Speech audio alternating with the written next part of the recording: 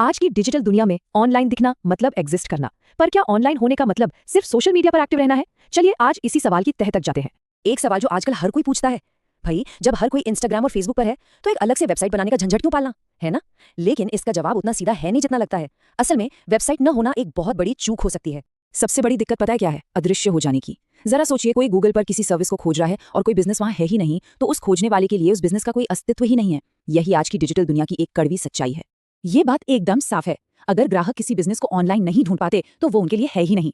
ये कुछ ऐसा है, मान लीजिए शहर के सबसे बिजी बाजार में एक दुकान है, पर उस पर कोई नाम का बोर्ड ही नहीं है। लोग बस उसके सामने से गुजर जाएंगे, उन्हें पता भी नहीं चलेगा कि अंदर क्या मिलता है। तो फिर इस ऑनलाइन अदृश्यता का खामियाजा असल में भुगत कौन रहा है? चलिए एक नजर डालते हैं कि कौन कौन से बिजनेस सबसे ज्यादा पीछे छूट रहे हैं।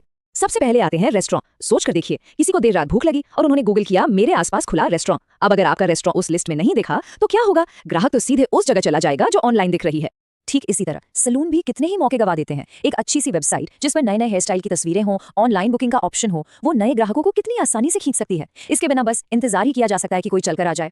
जिम ट्रेनर्स के लिए तो वेबसाइट बहुत ही जरूरी है। ट्रेनर की एक्सपर्टीज क्या है, उनके क्लाइंट्स के ट्रांसफॉर्मेशन कैसे रहे हैं, क्लास का शेड्यूल क्या है, ये सब दिखाकर भरोसा बनाने का ये सबसे अच्छा तरीका है। एक तरह से ये उनका डिजिटल पोर्टफोलियो बन जाता है।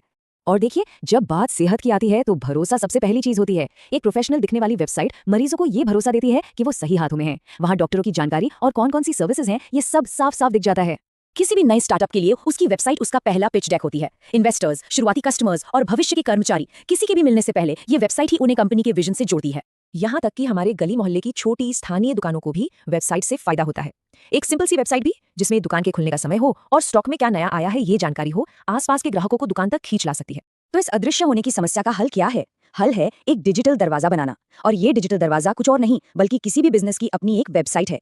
यहाँ फर्क बिल्कुल साफ है। बिना वेबसाइट के कोई भी बिजनेस बस एक भीड़ का हिस्सा है जिसकी पहुंच बहुत सीमित है। लेकिन एक वेबसाइट के साथ वो ही बिजनेस दुनिया के किसी भी कोने से दिन हो या रात कभी भी खोजा जा सकता है। ये सिर्फ एक छोटा मोटा फर्क नहीं, ये बिजनेस के भविष्य का सवाल है। तो ये डिजिटल दरवाजा आखिर है क्या? इसे ऐसे समझिए, ये इंटरनेट पर किसी बिजनेस की अपनी जमीन है, अपना घर है। सोशल मीडिया प्रोफाइल तो किराए के घर जैसे होते हैं, जहां मकान मालिक यानी सोशल मीडिया कंपनी कभी भी नियम बदल सकती है, पर वेबसाइट पर पूरा कंट्रोल बिजनेस का अपना होता है। तो हमने समस्या भी समझ ली और समाधान भी देख लिया। तो फिर अब अगला कदम क्या होना चाहिए? ये ऑनलाइन दुनिया में अपनी एक पहचान बनाने की ओर पहला और सबसे जरूरी कदम है। तो सवाल अब ये है, हर बिजनेस का एक डिजिटल दरवाजा खुलने का इंतजार कर रहा है। जब ग्राहक उसे खोलेंगे तो अंदर उन्हें क्या कहानी मिलेगी? वो क्या संदेश होगा जो दुनिया के साथ साझा किया जाएगा? ये सोचने वाली बात है।